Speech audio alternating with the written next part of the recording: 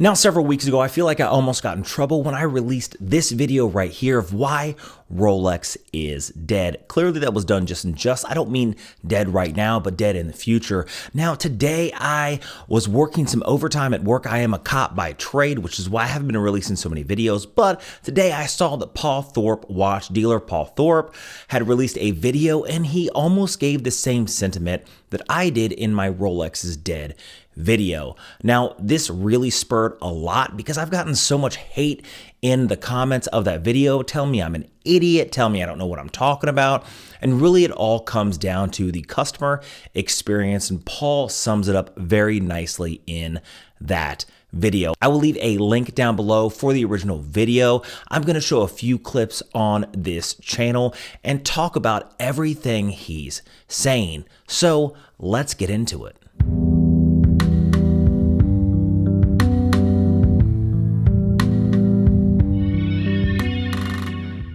Now, for those regulars and those just tuning in, I do affordable watch reviews mostly on this channel with some random stuff sprinkled in between. I have this full titanium Bodary Voyager. It is a expedition style or field watch. It is full titanium bracelet, sapphire crystal, automatic watch for 140 bucks. Really can't beat that. I'm finishing up that video tomorrow. I have many watch reviews coming out in the future. So for those who are like, Chase, you're not posting, trust me, there's a lot of videos coming up.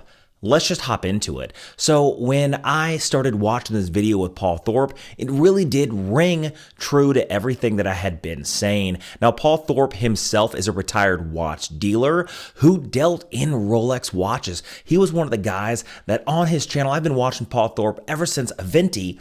Yes, Aventi had come and contacted him, and Ryan from Aventi sat down in a video and they talked about their watches. Because I watched that video, I actually purchased an A10 Modena Yellow from them, Tourbillon, then later bought an A11 Producer Michael from them, and I plan one day to buy the A13 Ghost, their sapphire skull. Now, because of that, it really got me into watching Paul Thorpe, and especially coming from the other side of watch dealing. That's why one of my other favorite channels is Federico Talks Watches, because he is still a current watch dealer. I love to see behind the curtains and behind the scenes. And when you have someone like Paul Thorpe tell you that Rolex may fall from grace because of some of the things they're doing, well, I tend to listen. So let's hop into this first clip. Could Rolex ever experience a complete flop in the market where everyone was taking the Rolex watches off their wrist,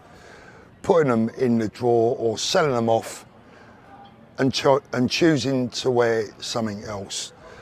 Well, the obvious answer to that is no. That's what everyone would think, that's what everyone would say, and at least that's what I would hope, because I think, as many of you already know, much of my grandchildren's inheritance is tied up in the Rolex watch brand.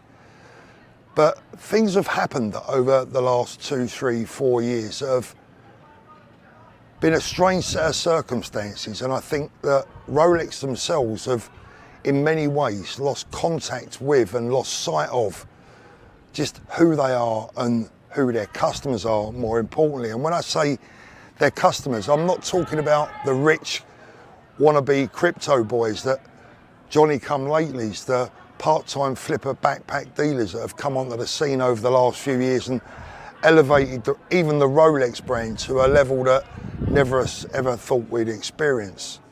I think what we find now in 2023 is that we're back where we was around 2014, 2015, with just the real genuine Rolex enthusiasts in the market, and the ones that have been willing to put their money into the brand because they love it, not because they feel that it's going to make them a load of money down the line.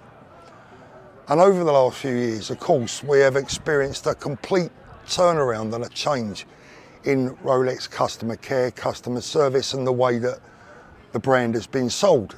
I said in a video made probably 4 years ago now that it was my belief that Rolex were going down the route of wanting Pierre the pilot as their customer rather than Peter the self-employed aspiring plumber. Now, I truly feel bad for People who still think that Rolex is what they used to be. Rolex was a brand of aspiration for those average Joes who are working hard.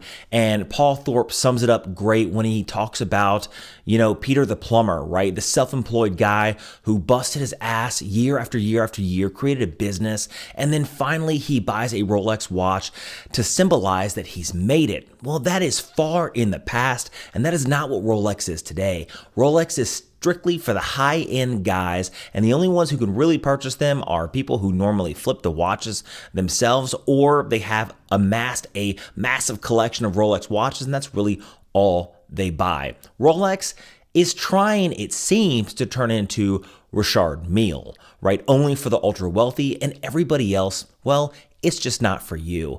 And one of the things that really turns people off is the customer care, customer acquisition, and customer service that Rolex just doesn't have. Even with their massive purchase of 1,000 authorized dealers where they can sell direct to customer, and they created a factory, a second factory to create more watches, more people are turning their nose up to Rolex because Rolex has turned their nose up to them. No longer are you good enough to buy their watches. They have to approve of you first before you can even get put on an imaginary wait list to maybe have the opportunity to spend your hard-earned money on their watch. Really turns a lot of people off. I think it's got to the stage now where Rolex themselves need to be a little bit careful because, frankly, they've pissed off so many of their loyal fan base over the last few years. And I should know because I'm on the receiving end of dozens and dozens of emails every month that tell me just that a lot of loyal Rolex fanboys, for whatever you want to call them, supporters of the brand, are sick to death of the attitude, the snobbery, and the entitlement of the Geneva Giants. And I've got to admit, I have to agree, and I find that very, very sad indeed. I've always said that they have the best marketing brain, the best marketing department in the entire watch world. But this time, maybe just this time, they've got it wrong. After all, they've just built a brand new factory to increase output that everyone wanted. But during that time, prices have dropped and all the wannabes, all the Johnny-come-latelys, all the backpack flippers, all the crypto boys have suddenly disappeared and are going to be spending their money somewhere else. So with an increased output and a reduced desirability, a reduced demand, that's not a recipe that Rolex can, it's not a circle that Rolex can square when they're telling people that go into their shop, no, you can't have one of our watches, no, you can't spend your money in our store, no, we're not interested in you, no, go and put your name down on some imaginary waiting list where you live. One of the things I really love about Paul is his honesty on camera. He just kind of lays it out and tells it how it is. And if he's telling you that people are reaching out to him, dozens of people a month that are saying, I used to be a Rolex buyer, a Rolex collector, and no way am I a Rolex buyer, collector anymore. The practices that they're starting to do, the way they're really starting to treat people, and the reputation that they're garnering from it is turning a lot of people off. Now, you used to have an environment where everybody wanted a Rolex, and now 90% of their customer base is turning away because the average Joe just doesn't want to put up with it anymore, and they realize there's other things out there. And again, this is coming from Paul, who used to sell Rolexes, and he himself admits that he used to be a massive Rolex collector, and now he's down to just one Rolex watch. To some degree, the game could be up for Rolex in that respect. And a lot of other brands as well. I mean, Audemars Piguet have got it wrong big time, I think, in many instances. A lot of the other brands, Rolex probably being the main culprit for me, in my humble opinion, I think they've got it wrong. And the day of the discounts are back. Gone are the days when all these other brands that surrounded us in the watch world, brands like Omega, Cartier, Breitling, etc., even brands like Bremont, you go into the store, can I have a discount? Oh no sir, we don't discount this brand. Well, I'm telling you now, you will be very soon if you're not already. So guys, the days of authorised dealer salespeople from brands right across the board telling you that no discounts were available, well, I think those days are over, and if they're not completely over yet, they're certainly numbered. And that can only be a good thing for you guys out there in the watch community. But Rolex don't seem to have got this just yet. And I think that question that kept popping up in my mind probably came to the fore when we was in Geneva, and Spencer and I went into an authorised Rolex dealership in Geneva Airport and were actually laughed at. You've seen the video. They laughed in our face because Spencer inquired about buying a lady's Rolex Datejust. What sort of goddamn customer service, customer care is that? Rolex, open your eyes, have a look around at what is happening, and know what the average everyday Rolex enthusiast is saying about your brand. Because I've been into the Rolex brand ever since I was about 14 years of age. I've been a lifelong enthusiast and supporter of the brand. Well, they always have been the most important watch brand to me. But even I am sick and tired of them, to be honest with you. Even I, now personally, in my own wearable collection, I'm down to one Rolex, just one. That's unheard of for me. That really says a lot for someone who, for years, sold Rolex watches, then after he retired, collected Rolex watches, and now he himself feels that as much money as he's spent, as much as he's given them profit, they still turn up their nose to even him. And I think that last story where they got laughed out of an authorized dealer for asking to buy a lady's Datejust. Now, the Datejust watch for a long period of time was maybe the only watch you could pick up at an authorized dealer. The Submariner was always hard to get. That was something you'd had to wait on a wait list for, but it was for maybe 1 or 2 or even 6 months, and then they'd call you up and you could buy your Submariner. The Daytona was a little harder to buy, but the Datejust were relatively available for purchase when you walked in. You could walk in and buy a lady's Datejust. That was never an issue. And now you walk in and you ask to buy the least sold and least popular watch in the brand catalog, a lady's Datejust, and they laugh at you because you're not even good enough to buy their cheapest, least sold watch. Now, of course, cheaper may be the Oyster Perpetual, right? But even that is extremely hard to get. And I will be doing a video on the 5 alternatives too on Oyster Perpetual later in the week. Look out for that video.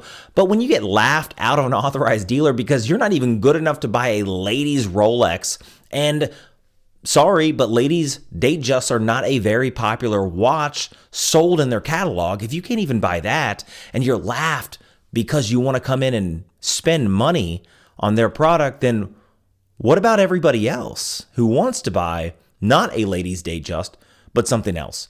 You're relegated to buying on the secondary market, spending massive amounts of money on markup for the people who are flipping it, who are allowed to buy the watches. And what is that going to do for you? That's going to turn you off. And that's what Paul's talking about here. He is talking about how Rolex right now, they are the best at branding. Nobody denies that Rolex is the brand king. Their crown is because of branding only. They're not the best watch on the market. They're mid-tier. When you look at the entire overall watch market, they're mid-tier, and you can argue with me that. And I will prove to you that they are absolutely mid-tier with everything that they do. But their branding has elevated them to a higher status in the marketplace. They are the best at branding, but with their branding and their lack of customer service, lack of customer acquisition, and lack of respect for the people who want to spend their hard-earned money. Remember, money is time traded for money. So you trade your time for money, time you'll never get back, for money that then you want to spend on their product. They laugh at you. You can't even spend their product. And this is coming from Paul Thorpe, someone who sold Rolex watches, gave Rolex more in profit, wants to buy Rolex, has collected Rolex, and even they have turned him off, and so many others. And this is exactly why Rolex one day are going to end up falling from their high position. I always reference something like GM and Ford here in America. GM and Ford were the best on the market. They were the top tier cars for decades. And then what happened? They fell from grace. They're maybe like 4 or 5 right now. Toyota beats them out. Even Hyundai and Kia, which is now Cayenne or something, beats them out. I'm a huge, massive car guy. And GM and Ford, the mega car industries, are no longer, because eventually when you start to overprice and you start to push your own customers out, it's only a matter of time before the industry crashes around you and you fall from glory. And that's just how it is. If you guys disagree with me or you agree with me, leave a comment down below. I really love the comments. I always go back and forth. I loved the hate I got in Rolex is Dead. Really don't care. Even Paul Thorpe touches on Audemars Piguet in this video, and I even say how Audemars Piguet is dying because in the last few years they've done this weird collaboration with Marvel and DJs and Alex the designer and all this other stuff that just doesn't make any sense, and they themselves, part of the Holy Trinity, are falling from grace themselves. I will leave a link for that video up here. Make sure you guys hit that notification bell, hit that subscribe button, and I'll see you guys in the next one.